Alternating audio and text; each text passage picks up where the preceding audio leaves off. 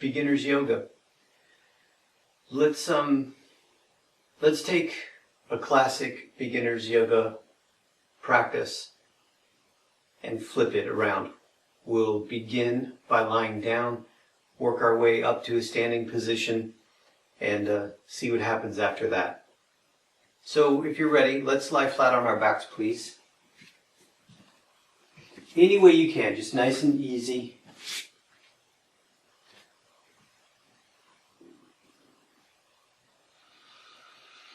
If you want to, you can hold on to your knees or hold on under your knees. And you just want to get just a little bit of inventory. So make sure your shoulder blades are square, spine is straight, hips are square. We don't have to be too strict right now because we're not really super warm. But just to get an idea of what your spine feels like, shoulders and hips. Let one foot touch the ground, let the other foot touch the ground. Let one leg go straight, let the other leg go straight. Arms by your side, palms face up.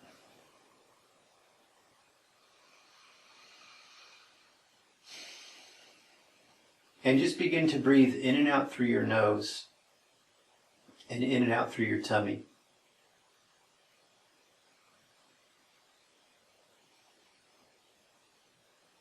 If you want to, you can place your hand on your belly button.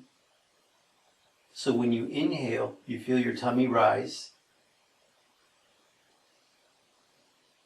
When you exhale, you feel your tummy lower.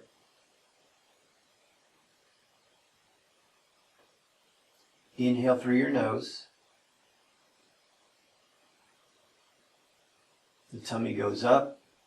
Exhale through your nose. And the tummy drops. And just repeat that a few times.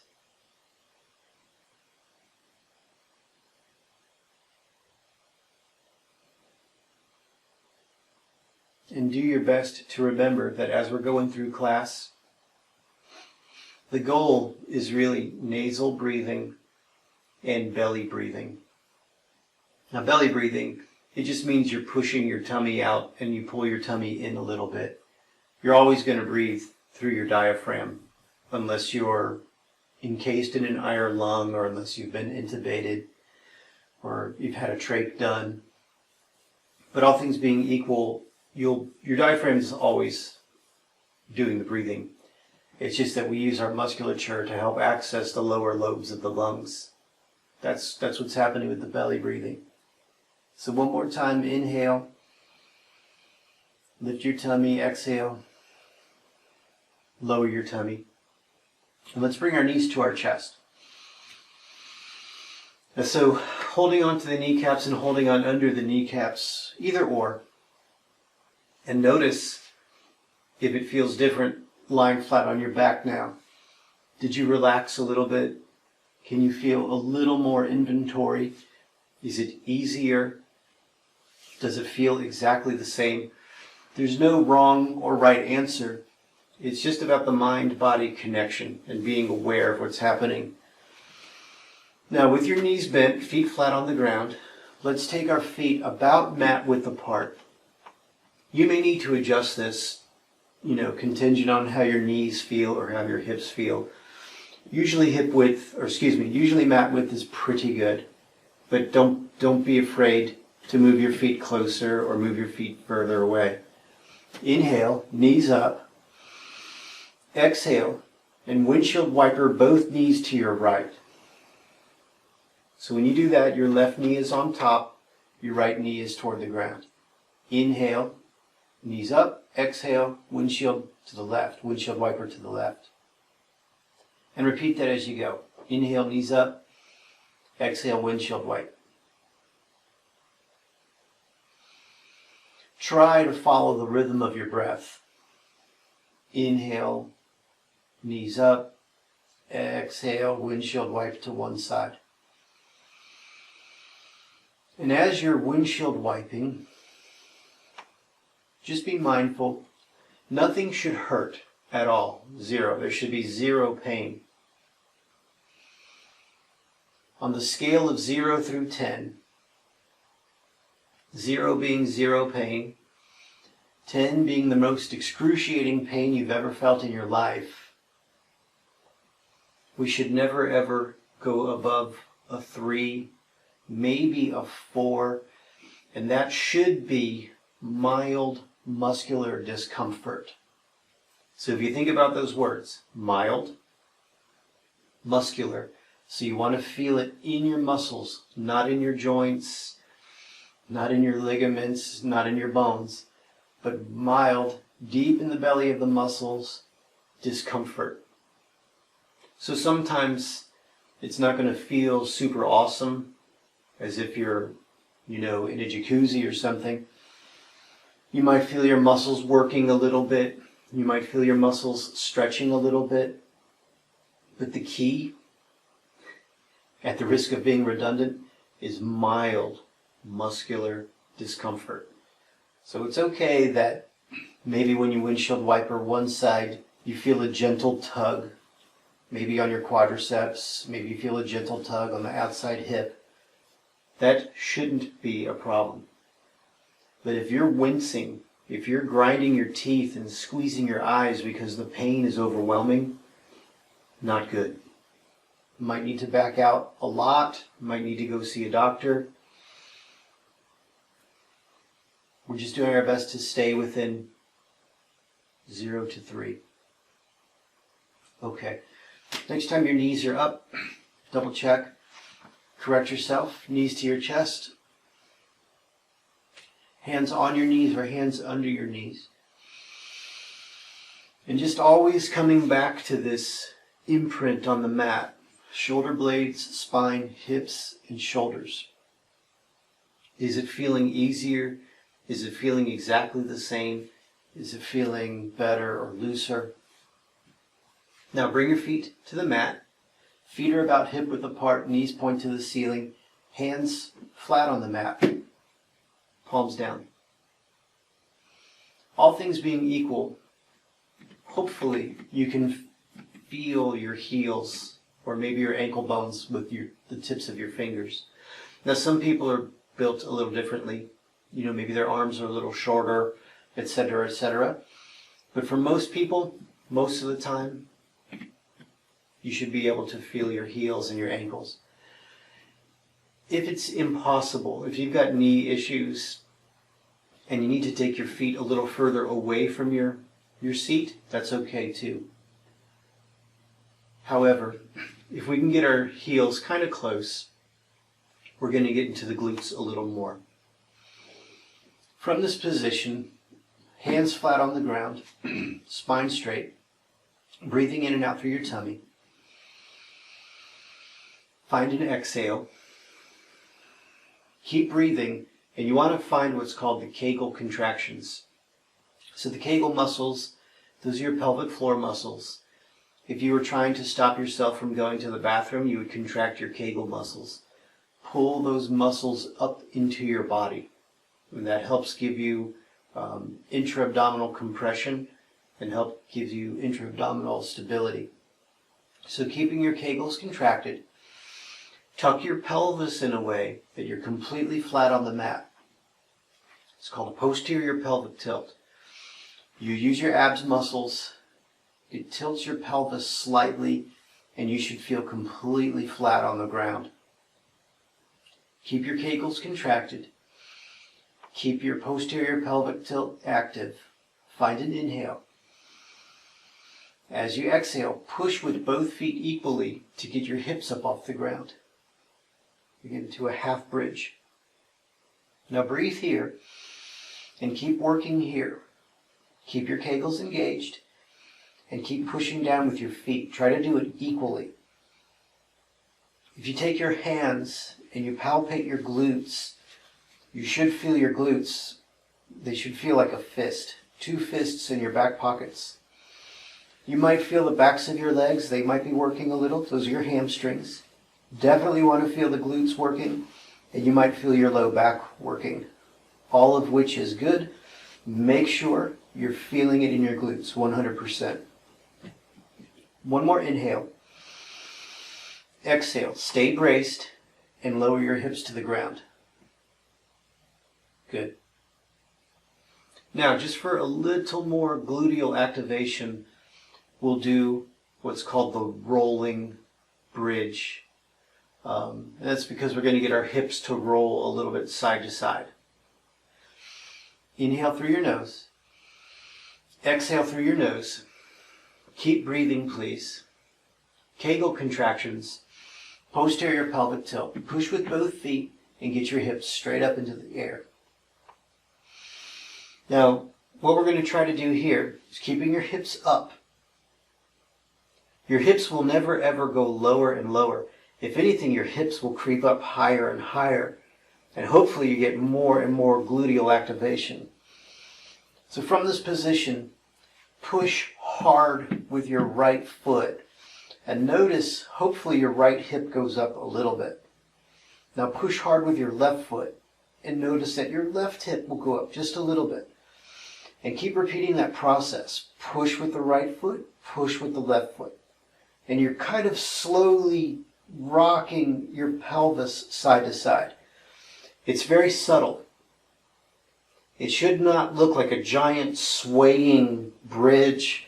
It's just very subtly, you're squeezing out every last little bit of rotation until finally you're just stuck. Your hips are just about as high as they can go. You're pushing equally through both feet.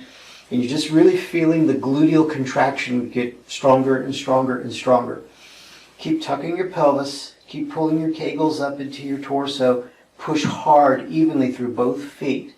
Hang in there and breathe. 3, 2, keep your torsos tight. 1. Now exhale, one piece, but stay tight. Exhale, one piece, all the way down. Good. Those are your glutes. So we're going to call on our glutes when we get to some of the standing positions. Pretty much all the standing positions except one. So we want to know for sure that we're contracting the glutes. Next up are the abs. So the abs contractions, first things first, Kegels on the inside, so we know that. Posterior pelvic tilt on the outside. So as we're doing these posterior pelvic tilts with the spine down, Kegels contracted, focus on making a deep impression in your yoga mat with your low back. The low back is considered the lumbar spine, and that's not quite the middle back. It's just further away from the middle back. And then you work your way down towards your hip bones. You might even get into what's called the sacrum. And you're trying to press that into the mat. Push that into the mat. And the way you're doing that is through your abs. Your rectus abdominis curls your spine just a little bit. That's called spinal flexion. And you push down into the mat. So hopefully as you're doing that, you feel your abs wake up a little bit.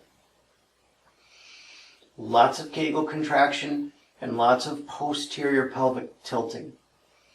It's like you're trying to tuck your tail between your legs, but keep everything on the ground. One more inhale. Exhale. And then release. So hopefully when you feel everything release, you might feel your back lift off the mat a little bit, and you might feel a little bit of anterior rotation in your hips, which is fine. Now we're going to try to dig into the abs a little bit more. Keep breathing, please. Kegel contractions first. Posterior pelvic tilt. Now keeping that posterior pelvic tilt, keeping your knee bent, bring your right knee up towards your chest. Now doing that, hopefully emphasize that posterior pelvic tilt. You might feel a little shift. You might get a little deeper into your abs. Hold on with your abs tight. And now switch. The right toe touches the ground. Left knee comes up. And then switch. Left toe touches the ground. And the right knee comes toward the torso. Now as you're doing these toe touches, it is imperative that your spine does not move. You should not be rolling side to side. You should not be flexing forward and backward, flexing and extending. Your hips and your spine should be absolutely still, frozen like an ice block, and you're just moving through the ball and socket joint of your leg and your hip. So really concentrate. Keep that impression in your yoga mat. Let it press through the floor, through the rug, through the earth, all the way down to the other side of the world. Both feet down, relax. Good. So that's your abs, and hopefully you're feeling the abs work in concert with the glutes, and that's going to come in handy when we get to the standing poses. Now, from here, let's roll over to one side, please. Just nice and easy. Make a little pillow with your hands, or whatever. If you have a yoga block nearby, that's fine. You can just bend your bottom arm and rest this way. It's just so we can come up kind of easily. We don't want to just jump straight up. One more breath in. One more breath out. And let's come up to a seated position, just easy.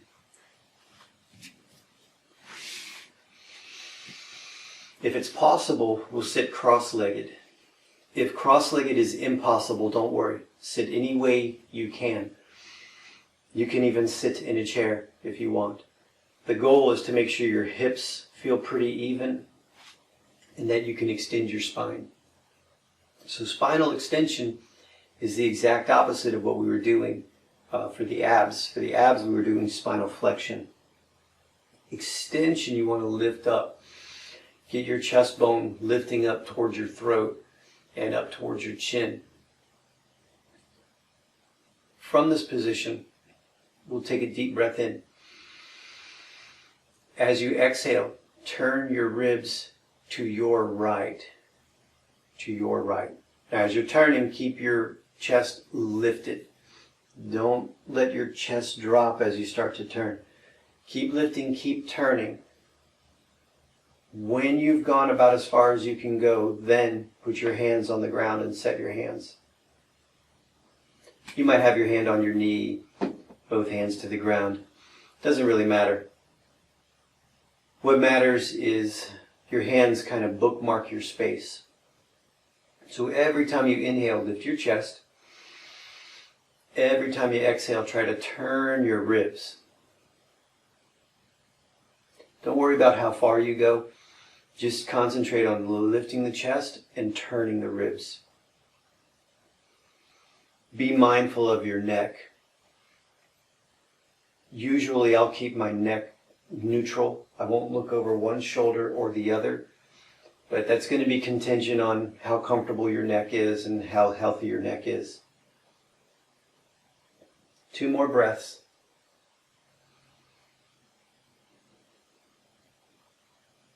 Find a deep inhale. Exhale about as slowly as possible. Unwind, please. Really slowly. Good. Hands to your knees, just for a breath or two, to see how that twist affected your posture, your ability to inhale, your ability to exhale.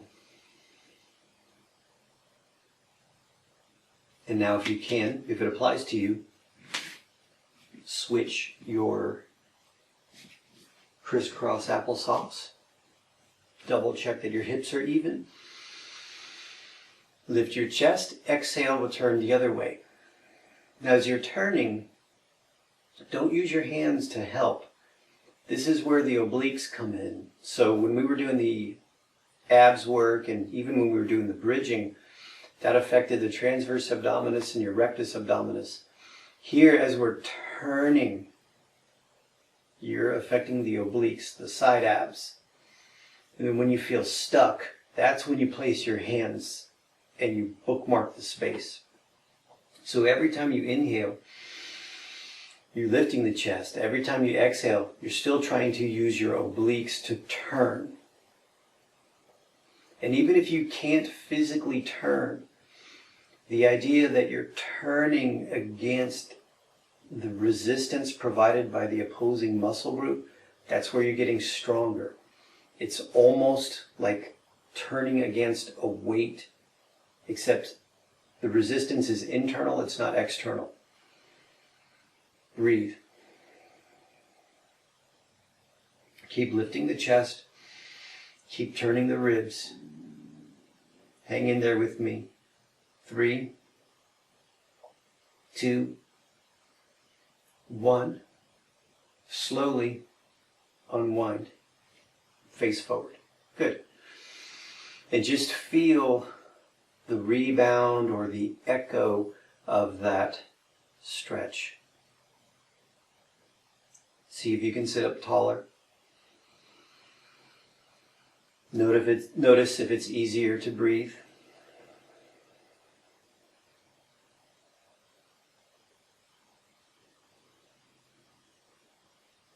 Now we'll try for 3 deep yogic breaths. Just like we did when we were lying down. Want to inhale through your nose, inhale through your tummy, exhale through your nose, exhale through your tummy. If you like, you can take your hands, palms down, and the webbing between your thumb and your index finger goes kind of around your kidneys. You don't have to do this, but it will help you feel the breathing mechanism of the belly breath. So once you've got your hands placed, exhale normally. And as you inhale, you should feel your hands separate. And as you exhale, you should feel your hands come close together. Inhale.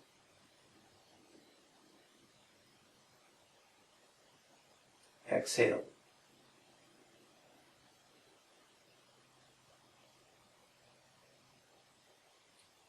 Inhale.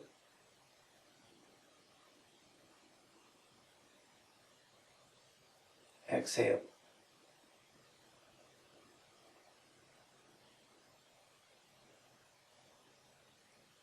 One more inhale.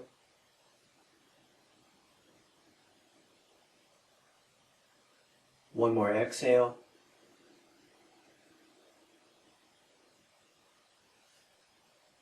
Hands to your knees, and just breathe normally for a cycle or two. And again, just notice how you feel.